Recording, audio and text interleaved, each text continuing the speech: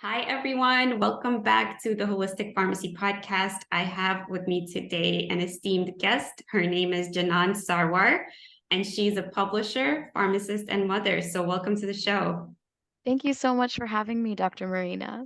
It's my absolute pleasure. I've been following your work, and I saw you recently at the Your Financial Pharmacist Summit.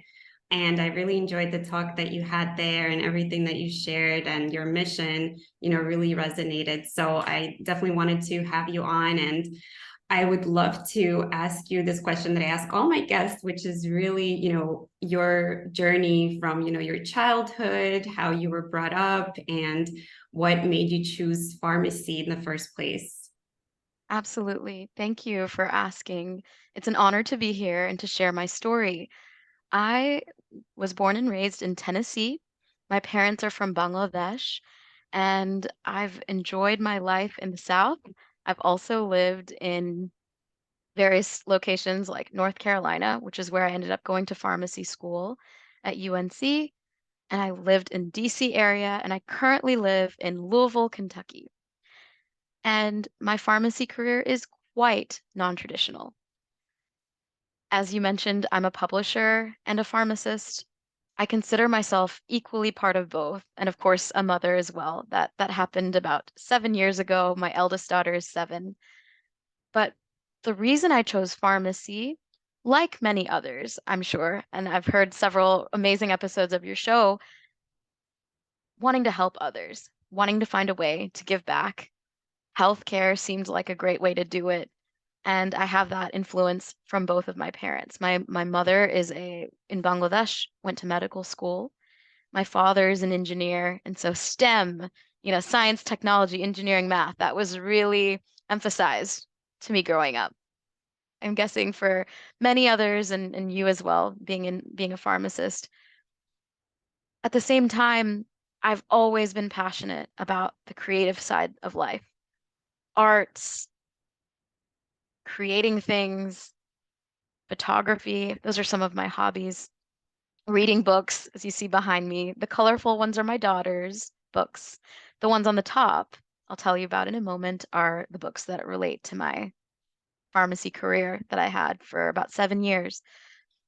But specifically pharmacy to help others. And I also, during undergrad, I was actually pre-med and I was in biomedical engineering courses, trying to be biomed, doing that for my undergraduate degree. But one day I got really sick and I had to go to the student health services, and they had no idea what was wrong because I was getting this rash all over my arms.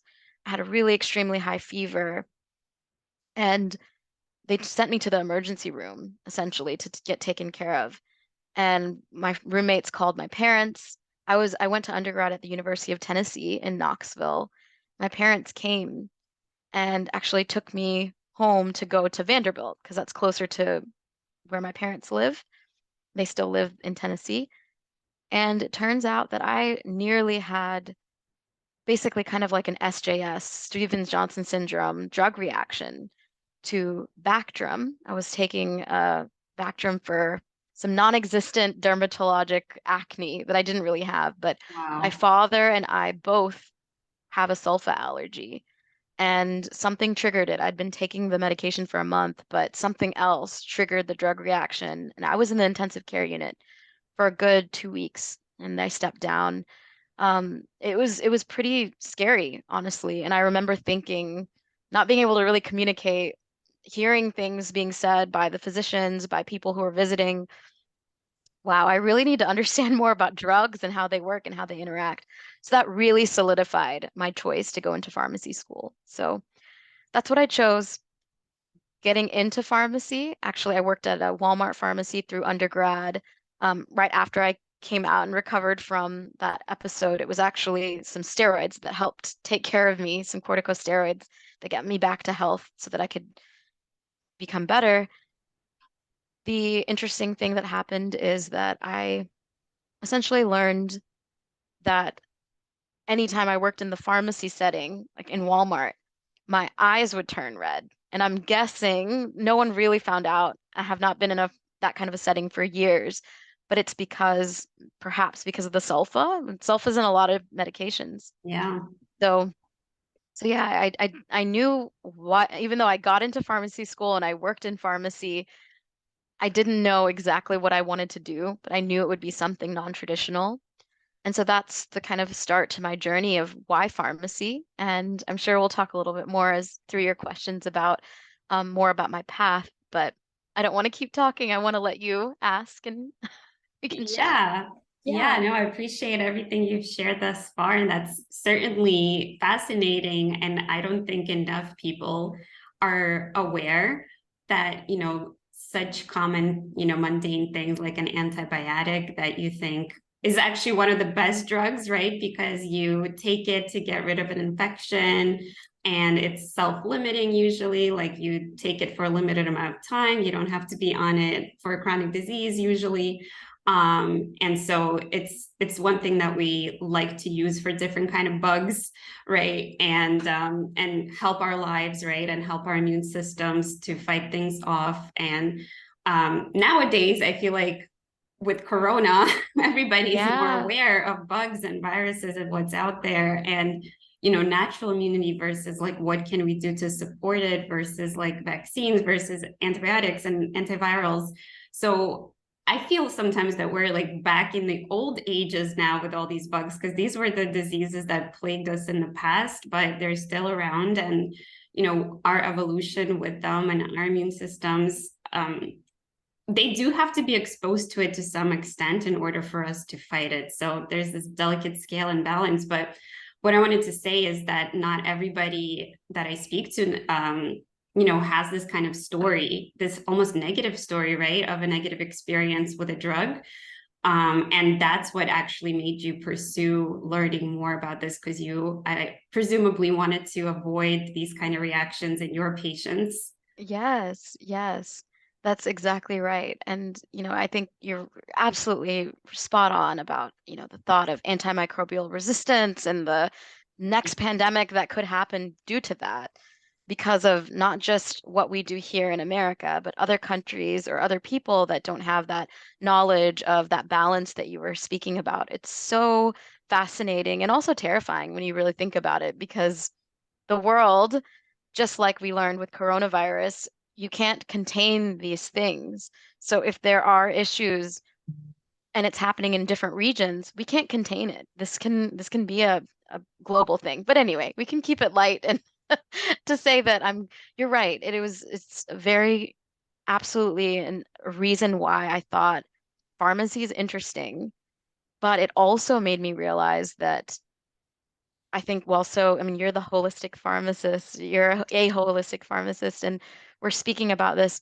I do believe I'm one of those pharmacists that love the concept of functional medicine and these concepts that everything that you're putting in may fix one thing, but it's altering another. So again, it's about balance, right? We need to be mindful of anything that we're consuming, anything we're exposing ourselves to, whether it's dermatological on the surface or you're actually taking it or you're exposing yourself.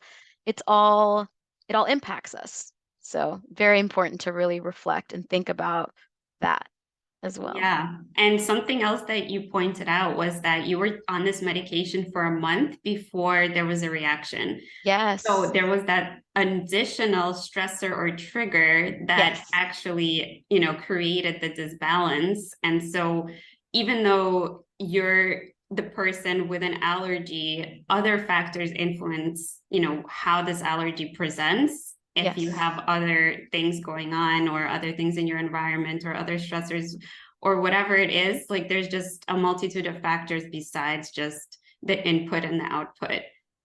Oh yeah, you know what it was? I had an organic chemistry and biology test and some math test all in the same week. And Wow. that the drug reaction, like everything happened, that was the Stress. trigger. It was the stress. Yeah. Yeah, in other words, stress. But yeah, I think it's just fascinating to understand that, wow, we have so much science and so much knowledge and, so much evidence-based modalities that inform our decisions in our medicine, but realizing that the human is still such a fragile being. And, Yes. these things that are either more esoteric, right? Like you can't really quantify the stress. And then also the things that we're actually putting into our system and our body are, and the bugs that are still all around us and inside of us, they can really throw us off balance, which is really fascinating. Yes, yes, absolutely. So I also wanted to comment about your books. I saw right away when we started this meeting that they were so beautifully arranged, and I've seen that kind of color pattern in the past. So that's really, really cool. I love that.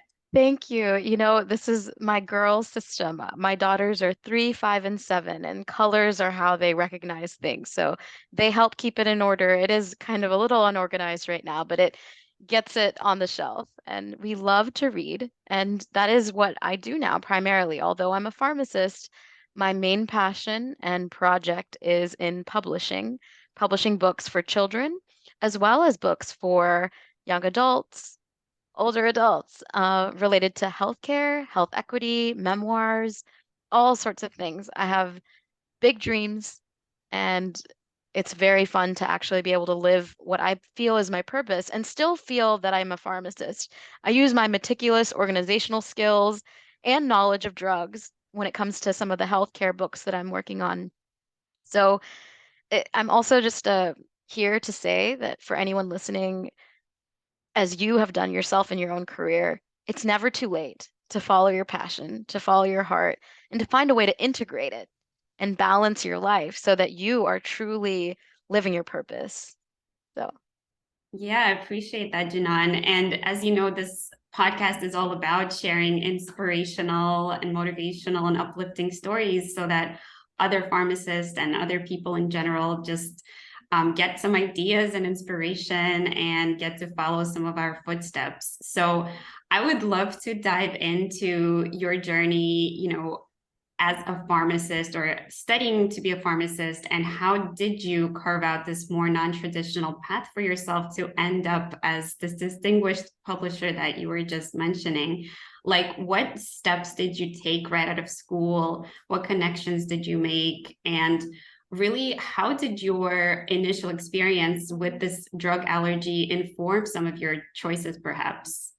yeah, I wish I could tell you that everything was calculated and I had a plan. I look now and there it is very calculated and it looked like I had a plan. So I love being able to share this in my life journey, and I will share it in the best way possible.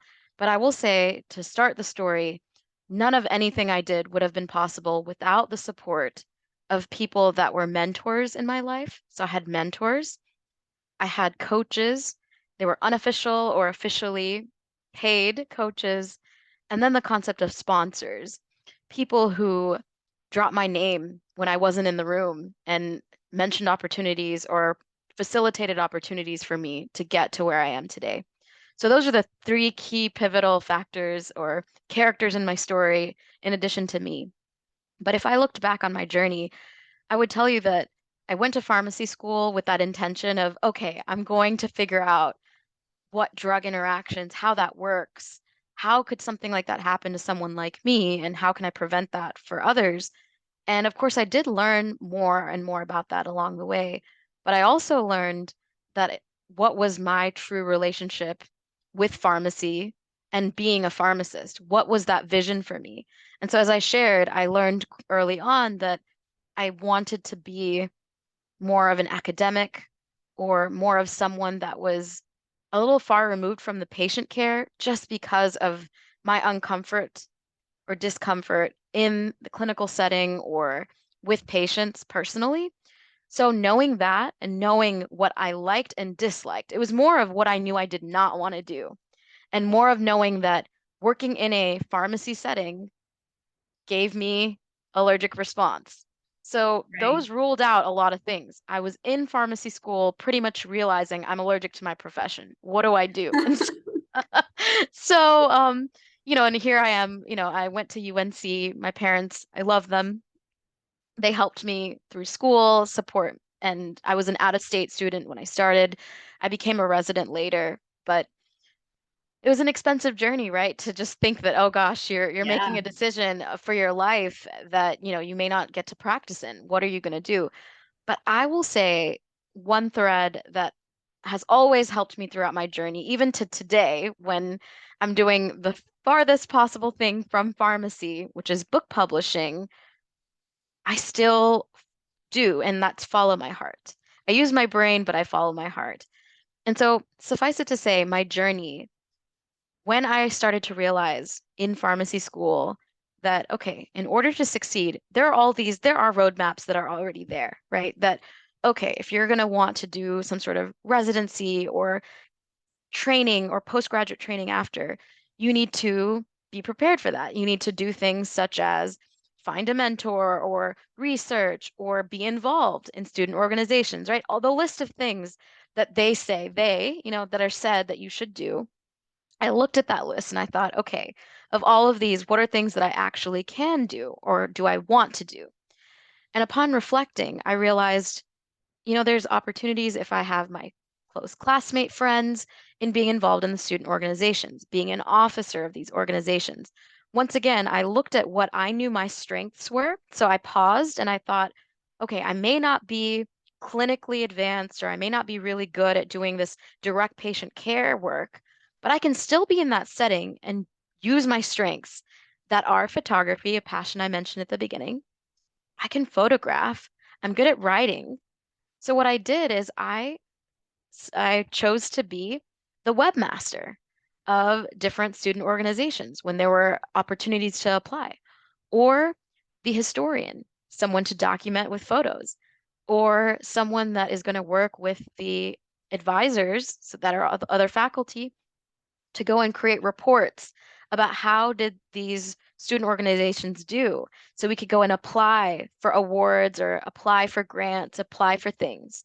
So I started learning these skills of writing or merging my skills of photographing and documenting things from that time during pharmacy school. And I had mentors to kind of say, oh, I would change that. I would edit that. Oh, you should include this. If you do this, this will look great. So those skills, again, no, I didn't even know it, but if you hear the way I'm describing it, those were underlying things that helped me later along my journey. Another thing that I did was really when I found a mentor or found a professor or found someone out there that was doing something that I really admired, I talked to them. I learned about what they did to get there. That's mentorship. They're going to tell you their journey. Doesn't mean it's going to be your journey. A mentor doesn't necessarily map it out like a coach would. A coach can help you literally tell you, here are the steps and here's what you can do to get this particular goal. The mentors were just happy to have someone really excited to hear or be interested in them. I found that along the way, and I've now served as a mentor for others, and I can really say that it does make you happy when there's someone sitting across from you, whether it's in a Zoom room or in real life, saying, "That's so cool what you're doing, Janan. I want to hear about your journey." It's reflective, but it's also exciting because you can impact someone else's journey. So those are how mentors supported me. The sponsors were often mentors turned sponsors that learned about certain skills that I had. So the pivotal moment in which I really solidified this publishing path that I went into, in addition to the grant writing and documenting I did when I was a student pharmacist, I actually got a fellowship that was created for me by some professors that knew that I was a student that did well throughout pharmacy school, that really loved taking notes, that really found a way to bring to life the content. They hired me to be a fellow in educational technology research and development, a fellowship program they developed. I was the first person that did that at UNC. Wow. And they thought of me for the position, but it was something that has continued since.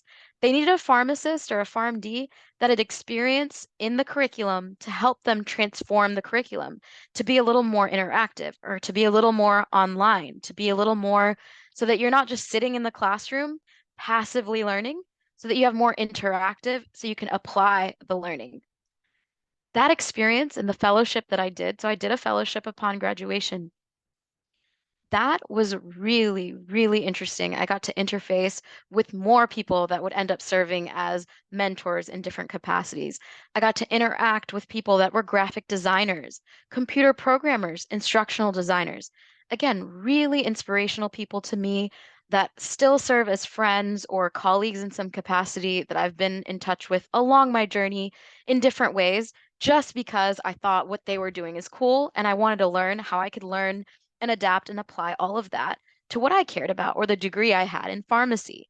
So all of these people gave me kind of a piece of the puzzle that I was building without realizing it of, wow, I have these tools that I'm adding to my toolkit, these puzzle pieces that are coming together to show that I have skills in writing that not most pharmacists work on. They have writing skills, all pharmacists. We had to write. We had to write soap notes. We had to read a lot. I love to read. A lot of those are things that I had to practice. Those things coupled with, again, really good timing. When I finished that fellowship, once again, I actually was thinking that I would end up working and hopefully working in a school of pharmacy or that particular school where I did the fellowship. Unfortunately, they did not need a position like mine at the time. They had more fellows that could do the work. So I had to go back to the drawing board and I started applying for different positions where I could use the skills that I learned in my fellowship, maybe in a pharmaceutical industry. I even applied at pharmacy technician programs and said, hey, I could help make your curriculum. I know how to write, I know how to create educational technology solutions. Hire me. I was either too expensive or not the position that anyone needed. Again, it's easy to think these closed doors are the end of something. I kept trying. And I was at the right place in the right time when another mentor of mine from pharmacy school kind of acted as a sponsor and said, Janan, I know the perfect opportunity for you. I just came back from the American Pharmacists Association annual meeting.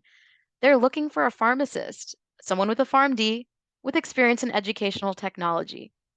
I wish I was making this up. I'm not. It's, I'm pretty sure, I don't know how many people in the world at that time had an actual fellowship program or experience. A lot of people have experience in ed tech, but the fact that I had just been finishing that and it was just divine intervention that that came on my lap, Yeah, came into my lap. hallelujah. Yes, hallelujah. I applied.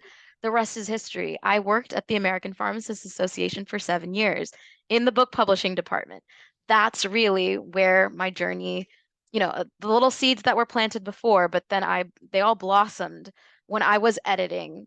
I was working and I got promoted along the way. I started as someone that was the person that would do acquisition, meaning acquiring or meeting, finding authors that could write chapters or books that we were already going to write.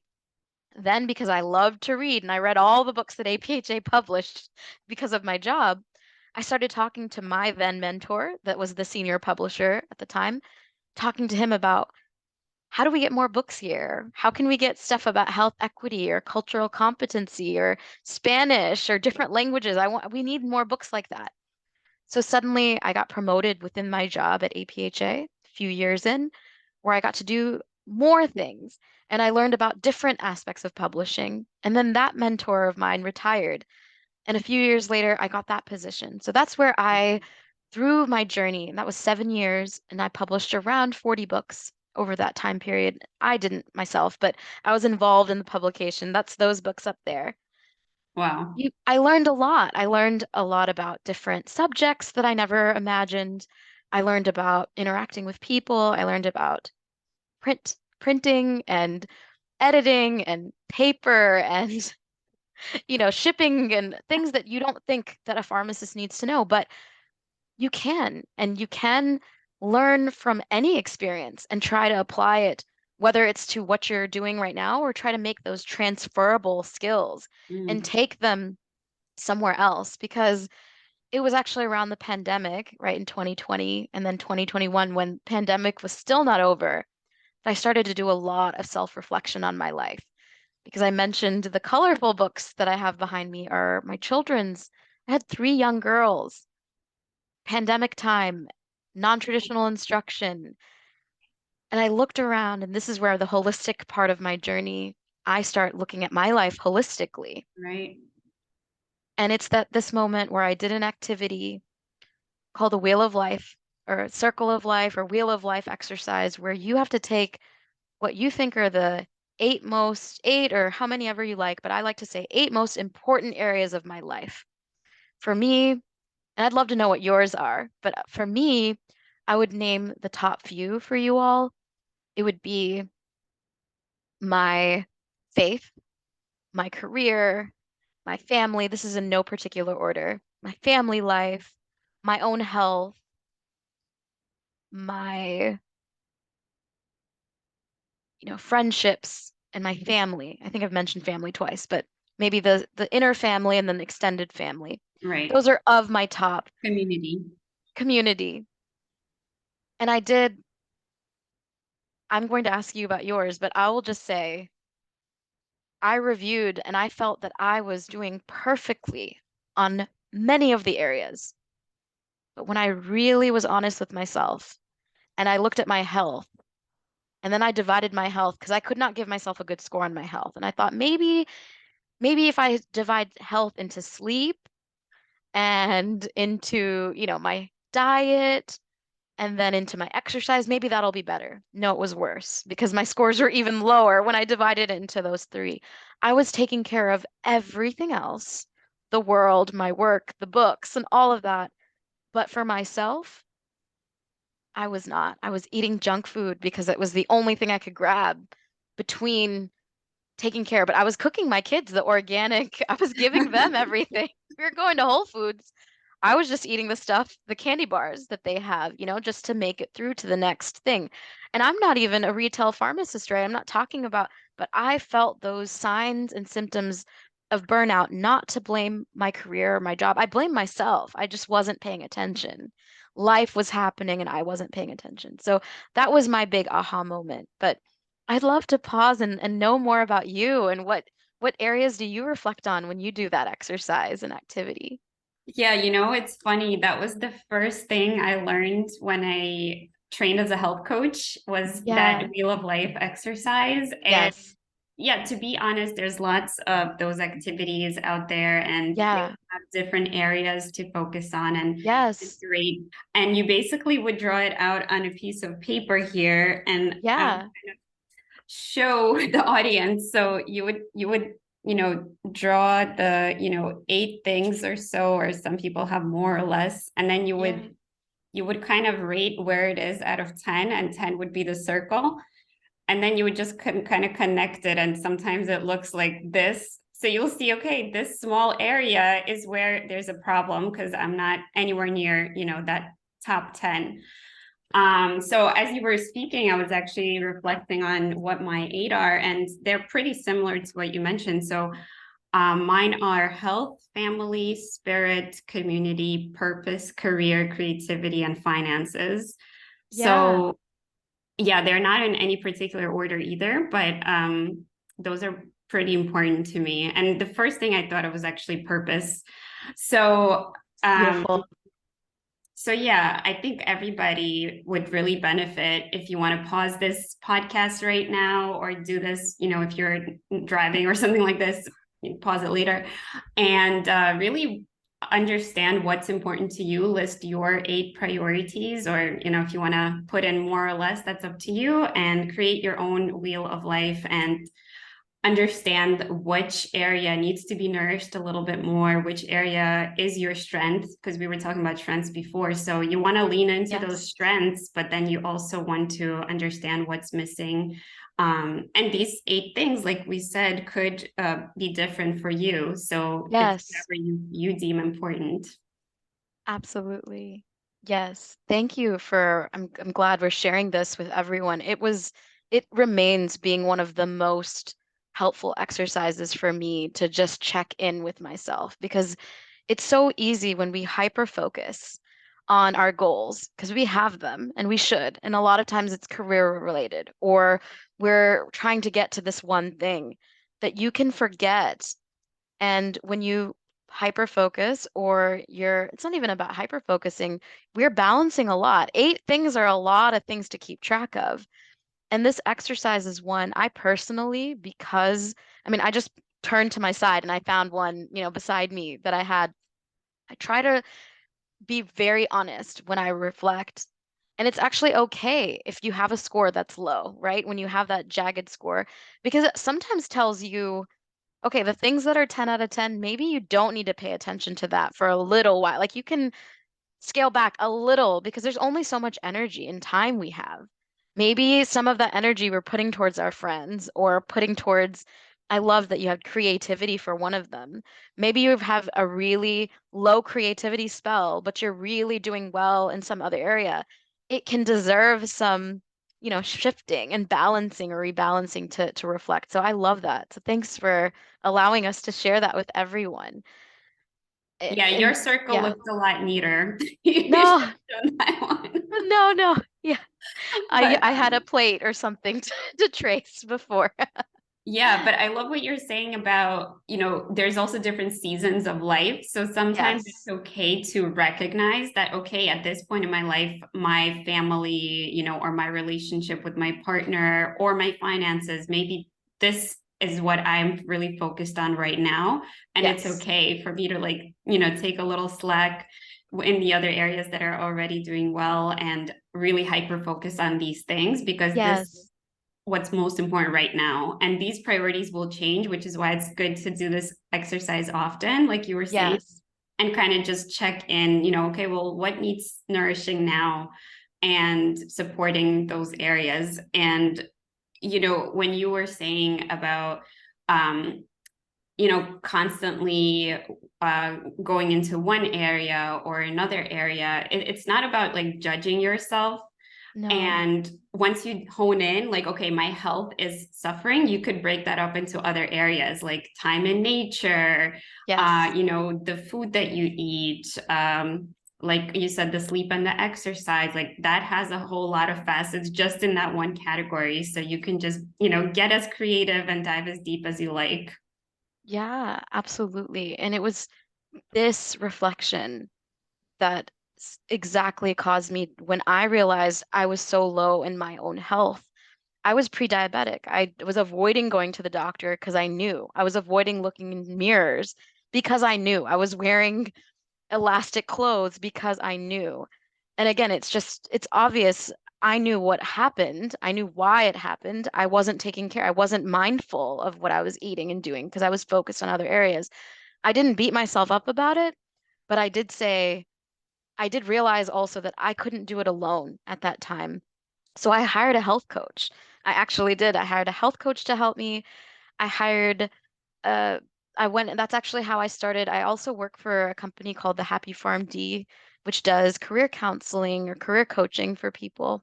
I was almost searching for career guidance myself, but I ended up happening up to find them, and they said, "Wow, Janan, how many pharmacists can say that they've published all of these books? It's kind of rare. So if you want to rebalance your life, and you want more balance and focus, why don't you try to become a coach? That's a way you'll have some income, and then maybe you can see where else you want to work if that's not the career you want. What's your goal? What is your real goal?" And I realized for the first time I had not paused to think of my goal. I thought I was just going to work somewhere forever because that's what you're supposed to do. And that's the point of reflecting. We don't reflect enough, I've realized. I did not. I never reflected enough. And it's been in those moments of peace where I find clarity of what are my visions? What is the vision that I have? What's my mission? How do I get there? And it can be very overwhelming, but a motto that I like to use is progress over perfection. So once again, looking at that wheel, if I were to do it right now again, and I recognize, oh goodness, I have not been spending time, quality time with my spouse is one of them. And he's a pharmacist. He works from home. He's in like a few doors down from me right now. We technically should see each other all the time. We live in the same house, but with three young kids, his schedule and mine, I could honestly say that that is the lowest right now. I could either say, okay, I'm going to figure it out and change it all, and we're going to see each other all the time. That's extreme. No one wants that. I don't want that. My husband doesn't want that. You're going to We want need to a separate in the rooms again pretty soon. pretty soon. No, we can get along, but trying to go a mistake we often make, or if I looked at my health and said, I'm at a zero, I got a health coach, and I'm gonna do it, figure it out all out in 1 month. That's extreme, right? And we often try to do that. We rate ourselves and we beat ourselves up, or we don't beat ourselves up. We just say, okay, I want to really improve this. So then the hyper focus goes on that low area, and we have these unrealistic expectations, and that often leads to failure too, right? Because you put all this effort and hope and expectation. So that's where the progress over perfection, what I've learned in everything and how I've been able to get to where I am today in balancing and publishing books and creating my own company is really this. When I do look back, and we're going to keep talking about that wheel, if, for example, today I said my spouse area is low, it's low on the scale. What's one thing I can do? Just one small thing, right? One small amount of progress I can make that can make this better for the entire week. Not saying, extreme, but what's one small change I can make? And sometimes I have to say, if I'm going to make that one change, what do I have to in something else I'm doing? Because, my plate is full. Our plates are full. Our schedules are packed. Our meetings go from one to another often, right? In this Yes. busy life we lead, kids and picking them up and all the things that we do, all the things we balance. So I have to trade something off in order to make that one bit of progress. And it could be from my own chunk, or it could be from somewhere else, or it could be seeing where I'm wasting time. Maybe it's social media. Maybe it's a thing that I'm doing that's not serving me in any way. Yeah. And taking from that and saying, okay, if I just did complained less about my spouse. I'm kidding. We're good. We're good. But let's just say instead of complaining and having an argument, let's spend that time having a day date together and seeing each other, chatting over some coffee. So, yeah, that's been my real holistic approach to life is really taking a look at it from this perspective of, being metacognitive, like thinking about the way we think, thinking about what normal is for me. When I often go into spaces, they say, I've heard for pharmacists, you're not a pharmacist, you're publishing. And again, as you heard me kind of defend, no, I still very much find myself a pharmacist. And those that practice holistic medicine as well, or holistic pharmacy, who are saying, look, we're trained and we know about pharmacy. My real prescription for health that my health coach helped me stay on track was being mindful of what I was eating. And all I did was cut out the processed stuff. That's all I promise. It was just one promise. I made it easy. One of my favorite books is Atomic Habits, if you've right Yeah. by James Clear. And I made it really easy. It was just one rule that I had to follow. And believe it or not, I went from an A1C of 5.8 to an A1C of less than 5 in a year. It took a year. I didn't measure it. I mean, it was when I knew I was pre-diabetic and then I waited a year. I lost weight just because I was mindful and I knew I had a plan for what I was going to eat. Nothing went in my mouth for a year. I stuck to this one rule. Nothing processed went into my mouth.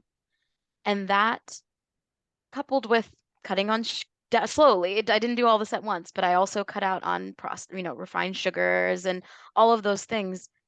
I transformed, but I didn't add exercise. I couldn't afford to add that to my very full plate Yeah. of pandemic children and all of that.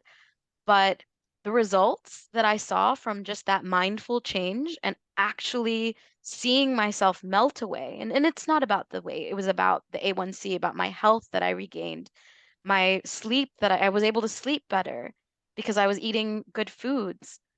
All of that transformed to make me a better version of myself.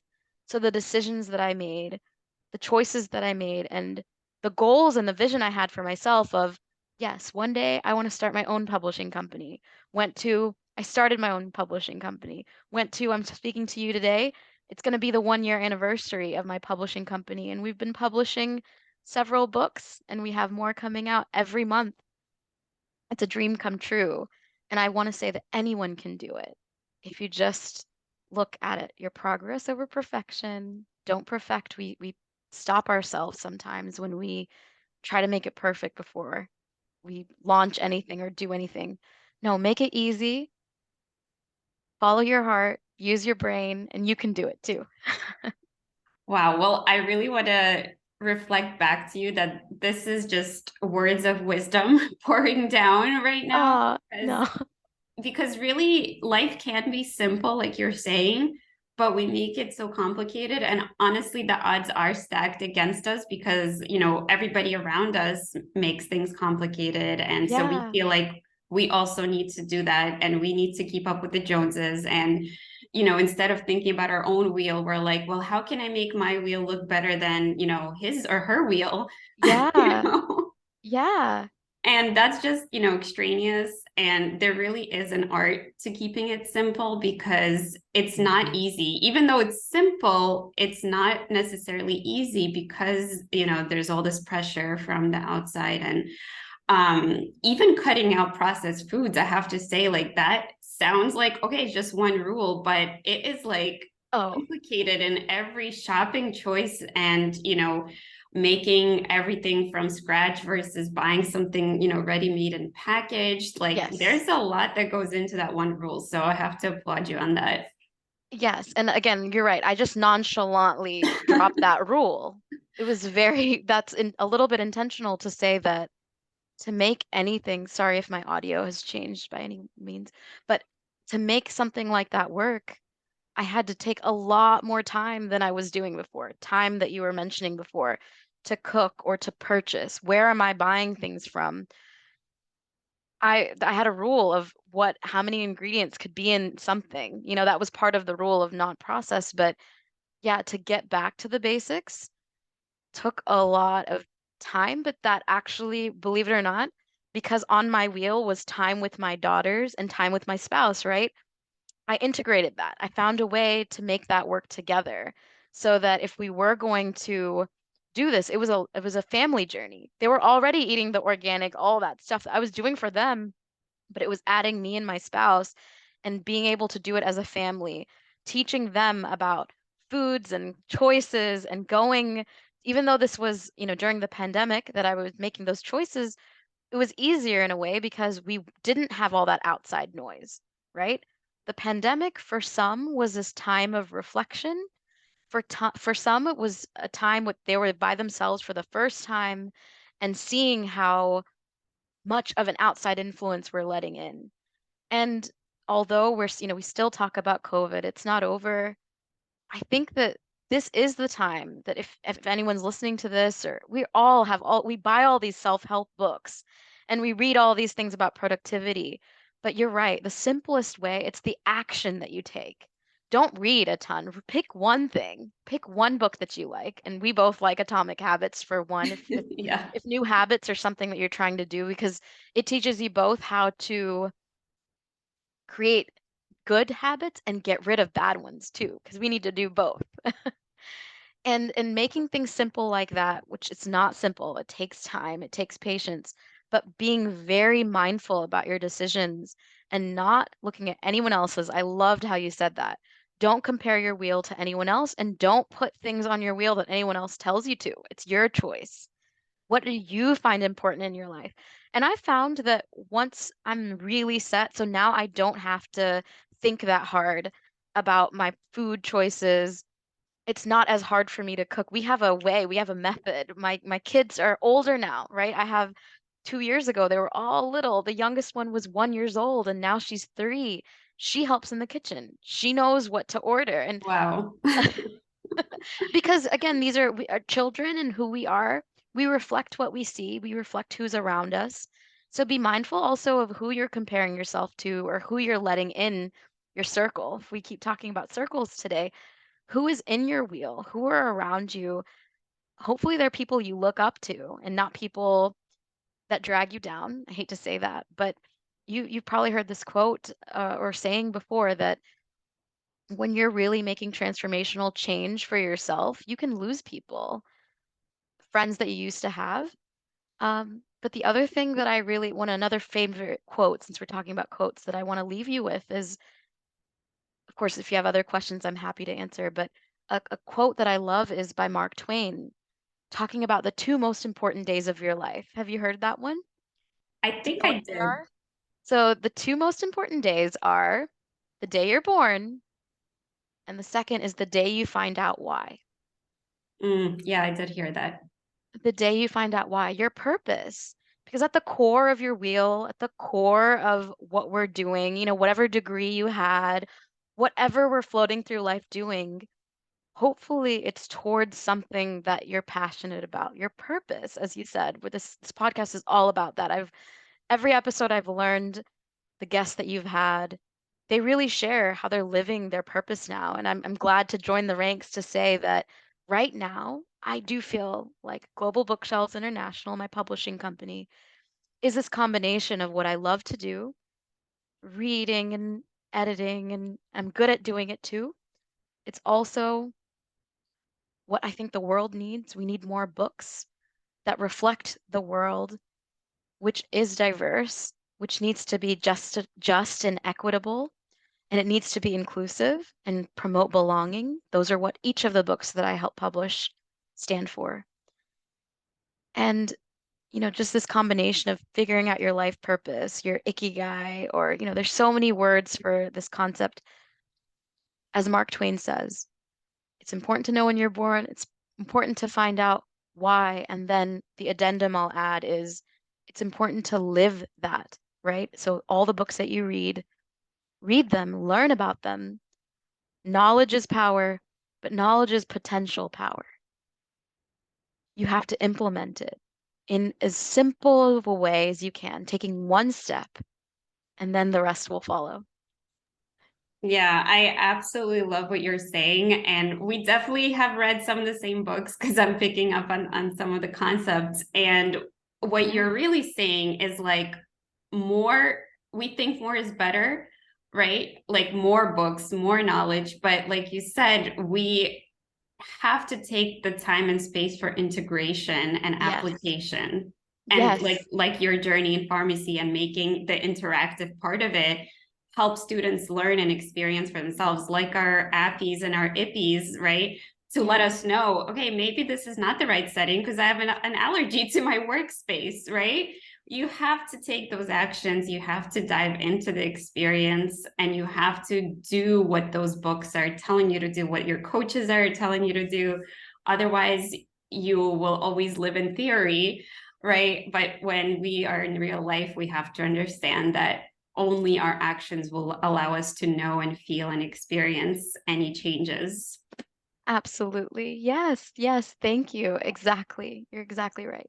Yeah, and I want to also reflect that our conversation so far really cemented the importance of relationships in general and Yes. networking and mentorships and coaching and all kinds of relationships, spouses and family, and the world really is, and almost everybody's wheel of life, I would imagine, really values relationships and business. Having a business or doing anything in life really requires relationships and relies on human interaction and relationships in some sort of way or shape or form. Yes. So that's what I'm also trying to do with this podcast, is really, that is my way of building relationships and networking and supporting and uplifting, like I was mentioning.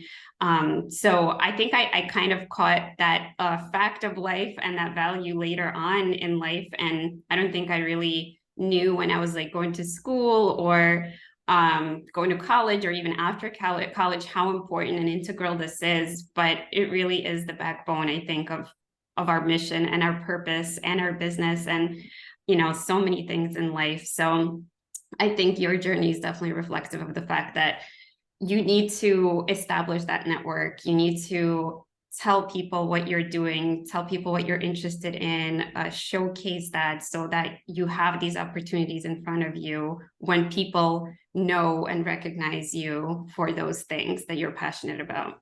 Yes. Even if it feels like you're the fish swimming the other way when a school of fish is going one way, right? We're told we need to get this residency or you need to get that job, that promotion, buy that house, have that car. That's what they say, whoever they is. If we keep following that and not recognizing what we internally need or what we want, what we hope for, what our individual goals are, you're going to miss that. And if you follow yourself, you're that one swimming the wrong way. You're the one that everyone sees. You are the one that's noticed. You are standing out when you're following that path. It's lonely, I will admit, it can be. But if you've created and nurtures those relationships that you were talking about, it's not that lonely because people knew you along that way, right? I still can reach back out to the mentors, to the sponsors, to the coaches, because they've been a part of my journey. And now you have too, just through this conversation, because again, the way you reached out to me, I love that. I love that we met through your financial pharmacist, which is really interesting as well. And I love the work they're doing. And it is a small community we have. We're pharmacists, and pharmacists can be so I mean, I'm including myself, can be so we look in within, or we're very independent when we need to be, but then we can compare ourselves when we shouldn't. So maybe flipping that a little bit, being okay with allowing yourself to be your own measure. And then when you're comparing, it's not about comparing, it's interacting, it's connecting, not comparing. Yeah, I love that. And I love keeping that circle strong. And I was interviewed by Alex Barker in the past too, and I have to have him on Yeah. the show too. So you just reminded Yes. me of that. Yes, yes. He'd be a wonderful guest. He's taught me so much of all that I know. Yeah. Yeah, absolutely. So if you just have like 2 minutes left, I would love to throw some rapid fire at Oh you. yes, I'm ready. I'm ready. Quick, go ahead. All right. So thank you so much already for all the advice you've given, because something I ask is for advice for our listeners. And I think there's plenty already in here. So I just want to know, like, what's one step that you took that you think allowed you to have this business and allowed you to feel satisfied with your work? Allowing myself to fail. I knew that this was going to be tough. And I would say the rapid answer is be okay with failures and then don't even call them failures. Closed doors just allow you to be redirected to something else. Love that. What's one thing that you feel like is integral to your self-care routine? Reading, reading and reflecting on what I'm reading. Very important for me. Yeah, the second integration part is so important. What is your favorite unprocessed homemade food? I love making biryani, but I do it so that's an Indian Bengali dish, but I make it with cauliflower rice Ooh, and chicken. So it's very non-traditionally made, just like I am. But it's my favorite thing to make. My kids yeah, like it too, and they think it's real biryani. So amazing. Yeah, I think another theme is like experimentation and having fun, just mixing things up and yes, going a little beyond tradition. yes, yes. Love it. Well, Janan, it's been an absolute pleasure. Thanks so much for coming on. Please tell the listeners how they could learn more about you, your publishing company. How can they see, what books are out there and connect with you?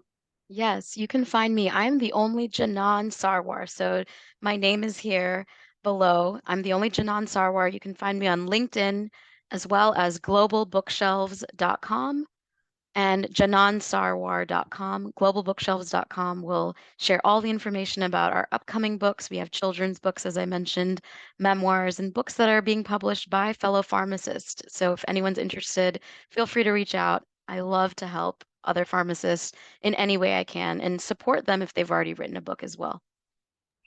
Wow. Well, thank you so much. I will put all that information in the show notes. And I really do hope that our listeners will check it out. I will certainly be following your work. And thank you again for coming on. Thank you. It was my pleasure. It was very fun. Thank you. Have a good day. You Bye. too.